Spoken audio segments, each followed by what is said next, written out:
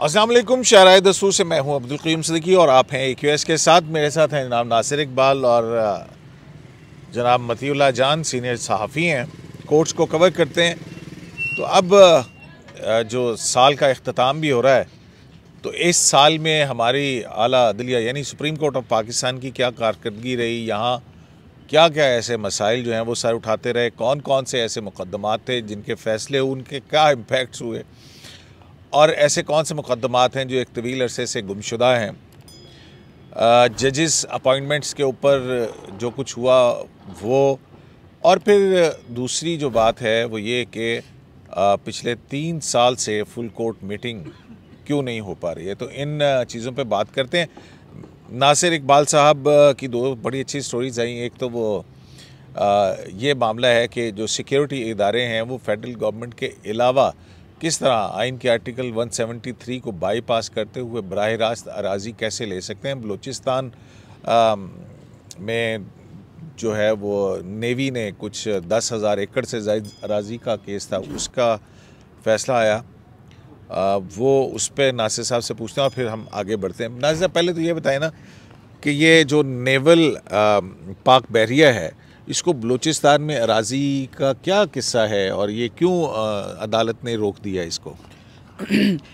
Basically शुक्रिया क़य्यूम साहब।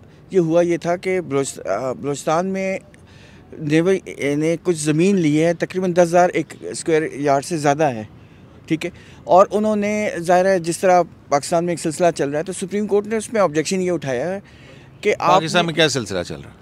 मतलब ये कि आपको मालूम है एप्लीकेशन दी जाती है और ज़मीन अलॉट हो जाती है। ये कि मतलब आइन तो ये कहता है ना कि अगर सिक्योरिटी इदारों को डिफेंस पर्पसेस के हवाले से ज़मीन चाहिए होगी तो वो फेडरल गवर्नमेंट एक्वायर करे के ज़रिए जाएगी, ज़मीन खरीदेगी। तो ये बाईपास किया नेवी ने इस केस के। हाँ, लेकिन उन्होंने बराह रास्त सूबाई गवर्नमेंट से कहा कि हमें 10,000 एकड़ से ज़्यादा रकबा जो है वो दे दें। सूबाई हुकूमत से भी नहीं कहा, सूबाई हुकूमतों के डिपार्टमेंट से डायरेक्टली अप्रोच किया। मतलब ये कि गवर्नमेंट के लेवल पे ये बात होती है ना। आपको याद होगा कि सुप्रीम कोर्ट में भी कुछ केसेस ऐसे आए थे जो सिक्योरिटी पर्पसेस के लिए ज़मीन ली गई पर वो बन गए वो हाउसिंग सोसाइटीज़, वो कंटोनमेंट्स के कैंटोनमेंट्स। हाँ, फिर वो ठप ही हो गया। हाँ, मुकदमा पता नहीं किधर गया। तो बहरहाल वो ये सिलसिला था। तो इस पर सुप्रीम कोर्ट ने कुछ क्वेश्चंस उठाए हैं और उसके लिए उन्होंने टाइम मांगा हुआ है और वो केस दोबारा भी लगेगा, नेक्स्ट ईयर लगेगा दोबारा। उसमें बेसिकली ये क्या है कि क्या डायरेक्टली जो नेवी है, जो एक आर्म फोर्स का एक विंग है, वो डायरेक्टली अप्रोच कर सकती है एक प्रोविंशियल डिपार्टमेंट को ज़मीन एक्वायर करने के लिए, या थ्रू फेडरल गवर्नमेंट ही आएगी? क्योंकि ये बहरहाल एक गवर्नमेंट का हिस्सा है। कॉन्स्टिट्यूशन जो है उसके ज़रिए उनको डायरेक्टली ये नहीं जा सकते, इनको फेडरल गवर्नमेंट को लिखना होता है, फिर फेडरल गवर्नमेंट अरेंज करती है। अगर ज़ाहिर सिक्योरिटी रीजंस की वजह से उनको ज़मीन चाहिए तो फिर मतलब ये एक सेंसिटिव इश्यूज़ होते हैं, तो वो फिर अरेंज करती है। वो फिर प्रोविंशियल गवर्नमेंट को कहेगी, फिर एक सूटेबल जगह दी जाएगी, फिर उस पर्पज़ के लिए वो जगह बनेगी। तो इस पर उन्होंने बेसिकली वो बुलाया हुआ है, फेडरल गवर्नमेंट को भी नोटिस है, प्रोविंशियल गवर्नमेंट को भी नोटिस है, और यही कहा है। और उसमें जो सबसे बड़ा मसला है, जो लोगों को इशू है कि कंपनसेशन नहीं दी गई। हाँ, वो लैंड एक्वायर करने का एक तरीक़ाकार है। हाँ, जिसके ज़रिए लैंड एक्वायर की जाती है आम लोगों की, अगर हुकूमत को चाहिए तो वो भी उनको एक सर्टन वो क्या कहते हैं उसको, सेक्शन 4 की कार्रवाई होती है ना, जिसमें लैंड एक्वायर करते हैं उनको पैसे दिए जाते हैं। बिल्कुल, तो वो आम आदमियों को वो पैसे भी नहीं दिए गए। बिल्कुल, वो एक प्रॉपर प्रोसीजर है। तो वो उसमें कुछ लोगों को शिकायत है कि उनसे कुछ ये कि वो पैसे नहीं दिए जा रहे, जो बहुत मामूली पैसों पे ज़मीन एक्वायर की जा रही है, और पैसे कुछ को तो मिले ही नहीं है, कुछ को मिले भी है तो वो बहुत मामूली, जिससे वो खुश नहीं है। तो ये बेसिकली ये इशू था। तो इस पर सुप्रीम कोर्ट ने नोटिस दिए फेडरल गवर्नमेंट को, प्रोविंशियल गवर्नमेंट को, जो डिफेंस से रिलेटेड सेक्रेटरीज हैं, और साथ ही जो है वो डायरेक्शन दे दिए हैं कि ये इस पे कोई कार्रवाई नहीं, इस पे अभी काम रोक दिया। तो ये जो वो 10,000 एकड़ से ज़ायद अराज़ी जो थी। अच्छा मतीउल्लाह जान साहब, इस वही कंटोनमेंट आपको याद है जस्टिस गुलजार साहब थे, उनके दौर में शुरू हुआ था कंटोनमेंट बोर्ड्स में जो कुछ बन चुका हुआ ज़मीन और अराज़ी वाला केस, वो भी नहीं लगा। ये जो साल था अदलिया का, आप देख लें कि फरवरी में 2 फरवरी को जस्टिस उमर अता बंदयाल साहब ने हल्फ लिया था। उसके बाद से बहुत सारे अहम मुकदमात आए। आपके नज़दीक ये कैसा रहा अरसा? देखिए, मैं इसको कहूँगा कि ये साल अदलिया की पॉलिटिसाइजेशन का साल था, क्योंकि इसके अंदर बड़े वाक़यात हुए।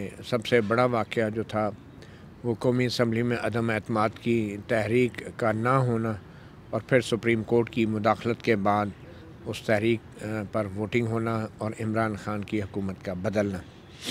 मगर उसके फ़ौरन बाद जो हालात पैदा हुए तो यूँ लगा कि जैसे इदारों की कुछ मिसकैलकुलेशन थी, इस्टेब्लिशमेंट की भी, और कुछ जो हुक्मरान इत्तेहाद है PDM उनकी भी मिसकैलकुलेशन थी, क्योंकि इमरान ख़ान ने जब फिर एक नया बयानिया अमरीकी साजिश का दिया तो उसके बाद लगता है कि इदारों को अपनी पोजीशन रीएडजस्ट करना पड़ी, और मजबूरी की हालत में फिर हमने देखा कि जिस तरीके से पंजाब में PTI को कंपनसेट किया गया, ऐसे मुख्तलिफ़ फ़ैसलों के ज़रिए कि जिन पे आज भी तनकीद होती है। उनमें से एक बड़ा फ़ैसला 63A का था कि जिसमें ये कहा गया था कि अगर अदम एतमाद या एतमाद के वोट के लिए पार्टी की हदायत के बरखिलाफ़ कोई रुकन असम्बली वोट करेगा तो वोट जो है वो पार्टी की हदायत के मुताबिक गिना जाएगा, ना कि उसके बरखिलाफ़ जो वोट दिया जाएगा। और इस फैसले के फ़ौरन बाद पंजाब में भी एक इलेक्शन हुआ। हमजा शहबाज जो हैं वो मुस्लिम लीग काफ के उन 10 वोटों के जो है वो मुस्तरद होने के बाद जो चौधरी शुजात हुसैन की हदायत के बरखिलाफ़ दिए गए थे वो मुंतखब हुए, मगर 25 वोटों पे, और फिर सुप्रीम कोर्ट ने मुदाखलत करके दोबारा जो है वो चौधरी परवेज़ अलाई जो है वो मुंतखब हो गए, क्योंकि सुप्रीम कोर्ट ने कहा कि वो चौधरी शुजात की हदायत नहीं बल्कि पार्लिमानी पार्टी की हदायत चाहिए थी। असल में वो ये था कि ये जो कौमी असम्बली में अदम एतमाद आया था उससे पहले, जब उसकी तैयारी हो रही थी, उससे पहले सदारती रेफरेंस के ज़रिए 63A की इंटरप्रिटेशन डाली गई और वो तो हो गई अदम एतमाद। लेकिन पंजाब के अंदर हुकूमत भी तब्दील हो गई थी। उसके बाद ये फैसला फिर बाद में आया उस हुकूमत के, उसका फिर इफ़ेक्ट हुआ। जी, तो मेरे ख्याल में ये साल जो था सुप्रीम कोर्ट के लिए, ये एक पोलिटिसाइजेशन ऑफ जुडिशरी और जुडिशलाइजेशन ऑफ पॉलिटिक्स, ये दोनों चीज़ें हुई। और सियासतदान ज़्यादा आप नहीं समझे कि ये जुडिशल रिवर्स इंजीनियरिंग भी थी? एग्जैक्टली, बल्कि रिवर्स इंजीनियरिंग क्या, ये जुडिशल इंजीनियरिंग भी थी, क्योंकि हमने बाद में देखा कि किस तरीके से जो छोटी जमातें हैं वो अपने फ़ैसले जब खुद करती हैं तो तब भी हुकूमतें वो गिरा देती हैं और बना भी देती हैं।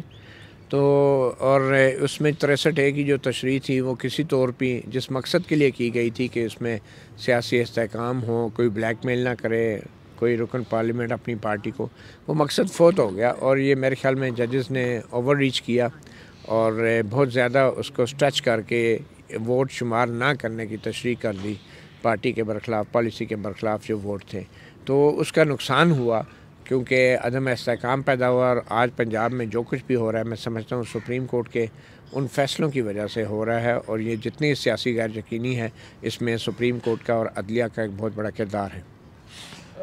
नाज़िर साहब, मैं यही सवाल कर रहा हूँ कि आप किस हद तक इस बात से इत्तफाक करते हैं कि जो सियासत है उसको इदारों यानी अदलिया के ज़रिए कंट्रोल करने का, ये जो जब से ये शुरू हुए मामला, तो इससे सियासत बेहतर हुई, सियासत बदतर हुई, सियासत का चेहरा भी बिगड़ा और अदल का चेहरा भी मस्क हुआ? देखिए, मैं मतीउल्लाह साहब की बात को इंडोर्स करूंगा और मैं ये बल्कि इन्होंने मेरी मुंह की बात छीन ली कि इतनी ज़बरदस्त परफॉर्मेंस है हमारी जुडिशरी के कि जो पाकिस्तान का सबसे बड़ा सूबा है उसमें अभी तक जो है वो इंस्टेबिलिटी है, अदम इस्तेकाम है और वहाँ तय ही नहीं हो पा रहा, और हमारी इकॉनमी पहले ही इतनी कमज़ोर हो रही है, उसका बड़ा नुकसान हो रहा है। देखें, जब किसी प्रोविंस में अदम इस्तेकाम होगा तो उसका इफ़ेक्ट सिर्फ उस प्रोविंस में नहीं होता, उसका इफ़ेक्ट फेडरल गवर्नमेंट में आता है, वो दूसरी प्रोविंसेस में आता है। मतलब एज ए मुल्क, एज ए पाकिस्तान को उसका नुकसान है। लोगों में वहाँ जॉबलेसनेस का इशू बन रहा है, सबको कोई डिसीजन मेकिंग नहीं हो रही। चीफ़ मिनिस्टर को ये पता ही नहीं है कि मैं चीफ़ मिनिस्टर हूँ कि नहीं हूँ, कल हूँ, आज हूँ, कल बनूंगा, कब मैंने वज़ीर आज़म को नहीं पता मैं आज हूँ नहीं हूँ। फिर जुडिशल एक्टिविज़म, लेकिन हमने नासिर साहब ये देखा कि इमरान खान साहब के दौर के अंदर और फिर उसके बाद अब तक कुछ जुडिशल एक्टिविज़म हमें नज़र नहीं आया। हाँ, ये ज़रूर हुआ कि जब ये हुकूमत बदली है तो इस सुप्रीम कोर्ट ऑफ पाकिस्तान ने जो क्रिमिनल जुडिशल सिस्टम में एग्जेक्टिव की इंटरफेरेंस का आज खुद नोटिस लिया था, उसमें फिर क्या हुआ? वो फिर उसकी दोबारा जुडिशल एक्टिविज्म आपको नज़र नहीं आया। रात को हमने पंजाब वो जो लाहौर हाई कोर्ट में जो सुप्रीम कोर्ट की रजिस्ट्री रात को नहीं खुली थी और हम यहाँ रात को नहीं आए थे। चले एक वो कॉन्स्टिट्यूशनल क्राइसिस का मसला था, लेकिन जो पटिशन रात को उन्होंने रिसीव की थी चौधरी परवेज़ इलाही साहब की तरफ से, वो दिन को भी हो सकती थी। तो वो जुडिशल एक्टिविज़म ही था वो। और दूसरी देखें, बात ये है ना कि इसका फार रीचिंग इफेक्ट होता है। ये नहीं होता कि डिसीजन है कि अगर आपने कर, अब देखें 63A एक ऐसा डिसीजन है, मतलब सॉरी टू से उसको कोई बंदा हज़म ही नहीं कर पा रहा, उसको कोई बंदा एक्सेप्ट नहीं कर पा रहा। वो सब ओपनली कहते हैं, बेशक सामने ना कहें, लेकिन वो सब ओपनली कह रहे हैं, कहते हैं कि रीराइटिंग ऑफ द कॉन्स्टिट्यूशन है। तो उसके ऊपर रिव्यू की चीज़ें पड़ी हुई हैं। तो अपना मतीला जान साहब, तो वो रिव्यू भी नहीं लग पा रहे हैं। सिर्फ यही नहीं है, एक जनरल परवेज़ मुशर्रफ का फ़ैसला था जो कि स्पेशल कोर्ट ने किया। उसके बाद मुज़ाहिर अकबर नकवी साहब वाला बेंच जो था लाहौर हाई कोर्ट का, उसने उसको सेट असाइड कर दिया। जनरल परवेज़ मुशर्रफ की अपीलें भी यहाँ पड़ी हैं, वो भी एक तवील अरसे से है। बड़ा एक मतलब आप उसको किसी साइड पर लगना तो चाहिए। ये ऐसे मुकदमात क्यों नहीं लगते हैं यार? एक इंटरमेंट सेंटर का केस है, वो कितने अरसे से लगे नहीं, वो बहुत इंपॉर्टेंट केस है। तो वो देखें, आप ये देखें ना, वो इंटरमेंट सेंटर जो ऑपरेशनल एरियाज़ में होते थे, ये CTD में क्या हुआ अभी? एनीवेज सही। और इसी तरह बलूचिस्तान में DHA की लैंड एक्विजिशन के हवाले से भी एक बड़ा हम फैसला आया था कि वो गैर आइनी है जो DHA कर रही है वहाँ पे, वो भी सस्पेंड हो गया और उसको भी ये फाइनल हतमी फैसला नहीं हो रहा। मेरे ख्याल में अभी तक हमारे मुल्क में बदकिस्मती से एक तो बाजवा डॉक्ट्रिन अभी भी काम कर रही है और दूसरा गुलजार डॉक्ट्रिन। गुलजार डॉक्ट्रिन तो आपको पता है, एडवोकेट हामिद खान साहब ने अपनी एक तकरीर में कहा था कि गुलजार डॉक्ट्रिन ये है कि जो भी ऐसा मामला है पेचीदा या मतनाज़ा कंट्रोवर्शल, उसको आप लगाओ ही ना, उस केस को ही ना लगाओ। तो अभी भी मैं समझता हूँ गुलजार डॉक्ट्रिन जो है वो काम कर रही है। और अभी भी जितने इंपॉर्टेंट केसेस हैं, आपने ख़ुद बताया जनरल मुशर्रफ के केस की अपील हैं तो वो नहीं लगाई जा रही, और मिसिंग पर्सनस के केसेस को नहीं फ़ैसला हो रहा। DHA का मामला है, बलूचिस्तान ने जो हाई कोर्ट ने फैसला दिया, मुनाल के जो फैसले, रूडा के जो फैसले, बहुत सारे ऐसे केसेस नहीं लगाए जा रहे। इवन नासिर साहब, वो ये जो रेगुलराइज बनी गाला रेगुलराइज और ये जो है करने वाले इमरान खान साहब की जो है कॉन्स्टिट्यूशन है 1 एवेन्यू, उसकी भी वो शॉर्ट ऑर्डर है, चले गए। एजाजुल एहसन साहब वो भी पड़ा हुआ है। एजाजुल एहसन साहब ने कोई रीजनिंग भी नहीं दिया। एजाजुल एहसन साहब तो खैर ये कॉन्स्टिट्यूशन 1 एवेन्यू बनाने वाली एक कंपनी के एडवाइज़र भी रहे हैं, जो उसमें इन्वेस्टर भी थी। तो बहरहाल अभी ये सारी चीज़ें गुलजार डॉक्ट्रिन के मुताबिक चल रहा है मामला, और हसास मामलों के फ़ैसले नहीं हो रहे। अच्छा, ये सारा जो लोड है ये किस पे पड़ेगा? ये जाते जाते मुझे लगता है चीफ जस्टिस उम्मताब बंदयाल जब ये फ़ैसले करेंगे तो ये सारा बोझ अदलिया का जो उससे इमेज ख़राब होगा, उसका बोझ नेक्स्ट चीफ जस्टिस कादी फ़ाइज़ा पे पड़ेगा। और जस्टिस फ़ाइज़ा के ऊपर ये सारी चीज़ें जब आएंगी तो फिर जस्टिस फ़ाइज़ा जो है वो यकीनी तौर पे एक टारगेट बन जाएगा कहीं ना कहीं से, क्योंकि उनको ये सारे मुश्किल फ़ैसले करने पड़ेंगे। और आपने खुद कहा कि अभी 3 साल से तो फुल कोर्ट मीटिंग भी नहीं हो रही। अब वो फुल कोर्ट मीटिंग ना कराने का मतलब क्या है? और फिर आपने देखा कि जजेज़ अपॉइंटमेंट के ऊपर ये पूरा साल जो है कितना बड़ा हंगामा रहा और ये कितना बड़ा क्राइसिस रहा। चीफ जस्टिस उम्मताब बंदयाल ने जो कंडक्ट शो किया जुडिशल कमीशन की मीटिंग में कि नौबत यहाँ तक आ गई कि उनको अपनी ऑडियो रिलीज़ करनी पड़ी, लीक तो नहीं हुई, ऑडियो रिलीज़ करनी पड़ी। और आपने तो खैर लीक भी कुछ किया था, लेकिन यह है कि ऑडियो रिलीज़ करनी पड़ी और जजेस के आपस में इतनी तलखी हुई और ताल्लुकात इतने ख़राब हुए कि सुप्रीम कोर्ट में आज भी जो है 2 जजों की वैकेंसियाँ खाली हैं और हुकूमत और अदलिया और बार और बेंच के दरमियान ये नहीं तय हो रहा कि सुप्रीम कोर्ट के 2 जजेस की जो वैकेंसीज़ है उनमें किन को तैनात किया जाएगा, क्या वो सीनियरिटी पे होगा या मेरिट पे होगा। तो मेरे ख्याल में ये पूरा साल जो है चीफ जस्टिस उम्मताब बंदयाल की नाकामियों का साल रहा है और इसमें जो जिस किस्म की अदलिया की आला तरीन अदालत की यकजहती को जो नुकसान पहुँचा है वो नाकाबिल तलाफ़ी है।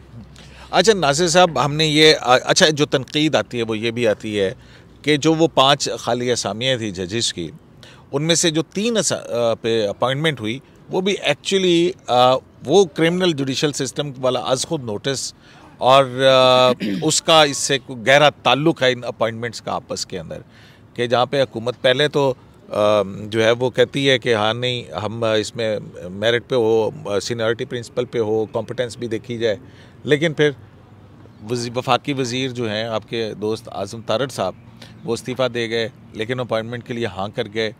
तो ये अंदर की क्या खबर है कि अब मैं कुछ अपॉइंटमेंट्स के हवाले से? नहीं देखें, मैं यही कहना चाह रहा था, क्या ये ले दे होता है वैसे आपके? देखिए मैं आइडियली इसको बाय करते हैं वैसे? देखिए आइडियली मैं यही तो कहना चाहता कि सुप्रीम कोर्ट इतना बड़ा इंस्टीट्यूशन है कि इस तरह के एलिगेशन लगने ही नहीं चाहिए कि ले दे हो रहा है, कोई डील हो रही है, डील कट हो रही है अंडर द टेबल। ये इमेज ही बहुत ख़राब है सुप्रीम कोर्ट के लिए। सुप्रीम कोर्ट मतलब इतना ताकतवर है, उसको ज़रूरत ही नहीं है। अगर देखें जो जुडिशल कमीशन की कंट्रोवर्सी हुई, इसमें नुकसान किसको हुआ? उन बेचारे जजेस को जिनको आपने ठीक है अपॉइंट नहीं किया, लेकिन आपने एक तरह से मल्टीपली मतलब कि क्या उनकी रेपुटेशन की ऐसी तैसी कैसे रखी? आप उस ऑडियो जो जारी की गई थी जुडिशल कमीशन की मीटिंग के अंदर कि क्या हुआ था वो, देखें उसकी बात कर रहे हैं। हाँ, रेपुटेशन तो ख़राब हो गई ना, आम लोगों को पता लग गया। और लोगों को सबसे जिनकी रेपुटेशन ख़राब हुई, जिनको नहीं एलिवेट किया गया, जिनके ऊपर इतने इल्ज़ामात लगे और सारी दुनिया ने सुने, वो नाज़िर साहब are they still working in the judiciary? देखिए वो तो दे आर वर्किंग और जाहिर है उसके बाद वो रिटायर हो जाएंगे, लेकिन मेरा कहने का मेरा पॉइंट डिफरेंट है। मेरा डिफरेंट ये है कि आम आदमी को भी ये पता लग गया कि कैसे अपॉइंटमेंट्स होती हैं जुडिशरी में। मतलब वो हम लोगों का तो पहले ये इमेज था ना कि बिल्कुल सॉलिड डिसीजन मेकिंग होती है और क्रेडिबिलिटी देखी जाती है, उनकी परफॉर्मेंस देखी जाती है, लेकिन फिर हमें पता लगा कि सब कुछ ये नहीं होता, बहुत कुछ और भी होता है। तो ये लेकिन ये भी तो है ना कि इस जुडिशरी के अंदर क्रेडिट ये है कि पहली मरतबा दो समधी जज जो हैं वो आपस में सुप्रीम कोर्ट के जज हैं। कौन कौन है, नाम ले लें इसमें क्या? ठीक, वो भी क़य्यूम साहब खुद ले लेंगे ना। तो मेरा मतलब ये है कि जो ये साल रहा है और जो मती साहब ने कहा है कि जो आने वाले चीफ जस्टिस हैं उनके लिए मुश्किल हो गए। देखें डिवाइडेड हाउस नहीं होना चाहिए। देखें आप डिसेंट करें, ज़रूर करें, नहीं तो वो फुल कोर्ट मीटिंग बुला के आप क्यों नहीं तय कर लेते? और इवन ये जुडिशल कमीशन की मीटिंग के अंदर नहीं होता, और फिर जो जुडिशल कमीशन की मीटिंग होती है वो चीफ जस्टिस जो है उसको किसी और जगह फुल कोर्ट नए जुडिशल ईयर में वो है उसको डिस्कस करते हैं, फिर उसके बाद दो जज साहबान ख़त लिखते हैं कि ये आप क्या कर रहे हैं। वो एक बिल्कुल अलहदा एक आईनी होता है, सुप्रीम कोर्ट से हट के वो सारा कुछ है। नया ट्रेंड हमने देखा ना कि जजेस जो है वो लेटर्स लिख रहे हैं, और जो कि नहीं लिखना चाहिए। मेरा ख्याल है कि जजेस का काम, इंडिया के अंदर तो 4 जजेस ने सुप्रीम कोर्ट के, उन्होंने तो ये इसी बेंचेस की कॉन्स्टिट्यूशन के ऊपर और मुकदमात की फिक्सेशन के ऊपर बाकायदा प्रेस कॉन्फ्रेंस की थी नासिर साहब, मुझे याद है वो प्रेस। तो ये अभी भी जो है ये सीनियर जजेस को अहम मुकदमात से दूर रखने का सिलसिला क्यों जारी है? अगर ये फुल कोर्ट हो जाए तो ये लेटरबाजी वैसे ही ख़त्म हो जाएगी। मेरा यही तो पॉइंट है कि फुल कोर्ट होना चाहिए। सारे आपस के जो डिसीजंस हैं या जो भी प्रॉब्लम्स हैं, जो रोड ब्लॉक्स हैं, जो हिकअप्स हैं, वो वही तय करें ना। इस इंस्टीट्यूशन में, ये बहुत बड़ा इंस्टीट्यूशन है, लोगों का इस पर ट्रस्ट है। और नासिर साहब वो रेकोडिक का जो सदारती रेफरेंस था वो भी अब मतलब इसी साल के अंदर रेकोडिक का आया, वो सारा कुछ है। वो सुना ये जा रहा था कि वो जस्टिस मुनीब जो हैं वो लिख रहे हैं, फिर आखिर में उन्होंने लिखने से इनकार कर दिया। वो क्या वजह बनी? नहीं, कहा तो ये जा रहा था कि शायद तबीयत की नासाजी वो थी। और किस वजह से नासाजी तबीयत हुई? वो देखें, कोई हाइपरटेंशन का इशू था मे बी। 6 अरब डॉलर का जुर्माने का मामला था। इसमें तो पूरी कौम ही हाइपरटेंशन का शिकार थी कि हमें एक डॉलर के लिए तरस रहे हैं, तो ऊपर से 6 अरब डॉलर का कहाँ से देंगे। तो मेरे ख्याल में ये जो रिकॉर्डिंग के हवाले से सुप्रीम कोर्ट ने अपनी राय दी है, तो ये भी कहीं ना कहीं किसी न किसी मौके पे जाके तारीख में इसको भी लोग इस पे बात करें, कटहरे में आएगा ये भी फैसला। क्योंकि ये ऑब्वियसली एक बड़े ये भी पहला था ना कि प्रपोज्ड लॉ जो है वो वेट हो रहा है सुप्रीम कोर्ट ऑफ पाकिस्तान से। मतलब सुप्रीम कोर्ट का ओवरऑल जो है वो एक और तरह का रोल होता चला जा रहा है। देखें इमेज बन गया ना कि पहले तो सुप्रीम कोर्ट का इमेज ये बनाने की कोशिश की गई कि सुप्रीम कोर्ट जो है बैन अवी इदारों के दबाव में नहीं आती, पाकिस्तान के आइन को फॉलो करती है, और उस चक्कर में वो रिकॉर्डिंग का मंसूबा चीफ जस्टिस इफ्तिखार महमूद चौधरी ने मनसूख कर दिया। अब जब बैन अवी सतह पर उसके रद्द-ए-अमल आया, वो आर्बिट्रेशन में 6 अरब डॉलर से ज़ायद का हर्जाना जब नाफिज हो गया, तो फिर सुप्रीम कोर्ट को फिर डेडलाइन दे दी गई कि आप अपनी गलती दुरुस्त करो। तो जो सुप्रीम कोर्ट ने गलती की थी, उस गलती का खमियाजा भी सुप्रीम कोर्ट को अपनी इज़्ज़त और वक़ार की सूरत में भुगतना पड़ा है।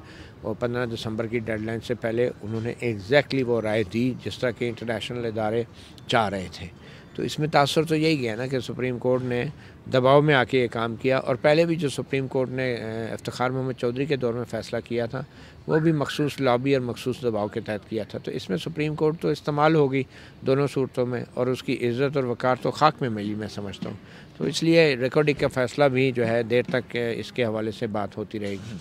मतलब देखिए, दो बड़ी सियासत, फिर उसके बाद मईशत के हवाले से, मतलब ये सारी, और ये सारे एग्जेक्टिव के करने के काम हैं। तो नासिर साहब, ये जनरल परवेज़ मुशर्रफ वाला केस जो है और 62(1)(f) वाला केस, जो सुप्रीम कोर्ट बार की पिटीशन है, लगा ना वो वापस होती है ना वो लगती है, तो ये किस लिए, ये मुकदमात का फाइलें जमा करने की कोई रद्दी का प्रॉफिट में बिकती है? देखें, ये बहुत अहम केसेस हैं, ये फाइनल होने चाहिए। और देखें 62(1)(f) तो डिसाइड होना ही चाहिए, क्योंकि ये जो लाइफ है बैन, ये पॉलिटिशियन ही पे, सारे ब्रांड पॉलिटिशियंस पे क्यों जाए? अच्छा, चलें ये बताएं कि आइंदा आने वाले साल में आप अदलिया को किस तरह से क्या कुछ आप क्या क्या करना चाहिए आपके ख्याल में?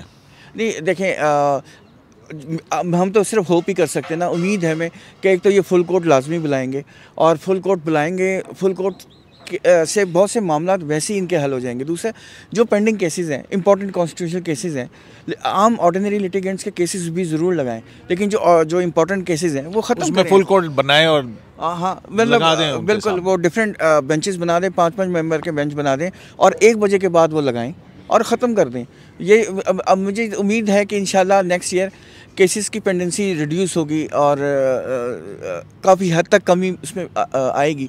लेकिन मसला उसमें कि पाकिस्तान के हालात ऐसे हैं कि सारा मामला सुप्रीम कोर्ट में आता है, तो इस वजह से वो मामला वहीं के वहीं रहते हैं। ये भी एक हमारा इशू है कि सारी पॉलिटिकल जो है वो सारा शोल्डर सुप्रीम कोर्ट का इस्तेमाल होता है हर मामलात में, पॉलिटिकल हो, किसी किस्म की भी हो, कोई डील हो, रिकॉर्डिक डील ही है ना, फाइनेंशियल डील्स के इश्यूज़ हैं, वो भी इधर आ गए।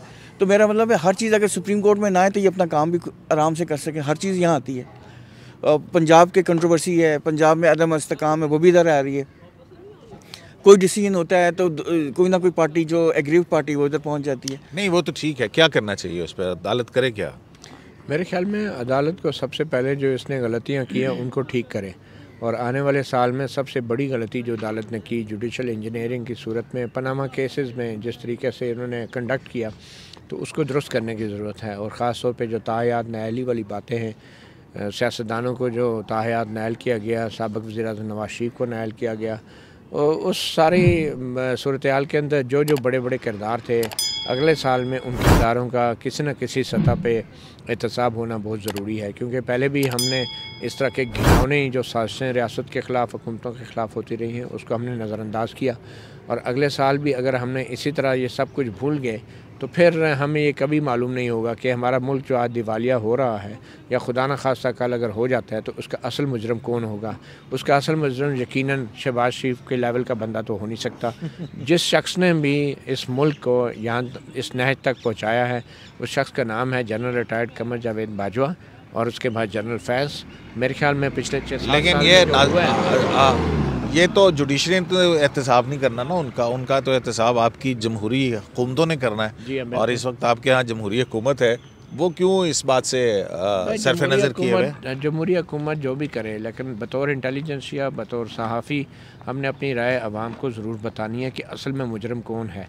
अब अदलिया भी उसमें काफ़ी हद तक मुजरम है, और जो अदलिया के किरदार थे उनको भी बेनकाब करना बहुत ज़रूरी है। और अगला साल मेरे ख्याल में ये पिछले 7 सालों के दौरान ऐसे जो बुरे सियासी किरदार और साजिशी अनासर हैं उनके एहतसाब का साल होना चाहिए। अगर हम ऐसा नहीं कर सकते तो महज $1 अरब, $2 अरब मांगे तांगे के करके हम 1 साल और तो गुजार लेंगे, मगर फिर हमारा निज़ाम कभी नहीं बदलेगा। और अभी भी हमें शर्म नहीं आती, हम टेक्नोक्रेट सेटअप की बातें कर रहे हैं और ये बातें नहीं कर रहे कि इस मुल्क और कौम को इस हाल तक पहुँचाया किसने है। ये टेक्नोक्रेट्स की बातें क्यों? सुना है कि पिंडी के अंदर कुछ अहम लोगों की मुलाकातें हुई हैं, तो फिर उसके बाद ये आज इमरान खान साहब ने टेक्नोक्रेट हुकूमत का शोर छोड़ दिया। वो जो कहते हैं ना, चोर चोरी से जाए, हेरा फेरी से ना जाए।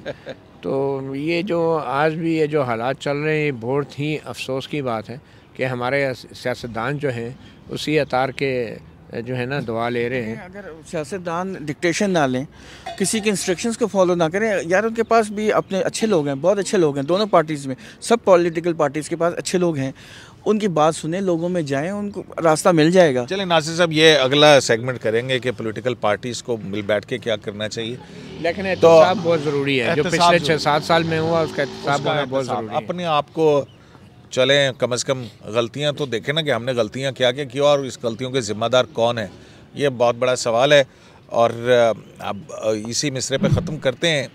आप ही अपनी अदाओं पे ज़रा गौर करें, कुछ हमने कहा तो शिकायत हो, कुछ इसी तरह का शेर। शराय दस्तूर से अब्दुल क़य्यूम सिद्दीकी को एक लाइव से इजाज़त दी, चलाने के बाद।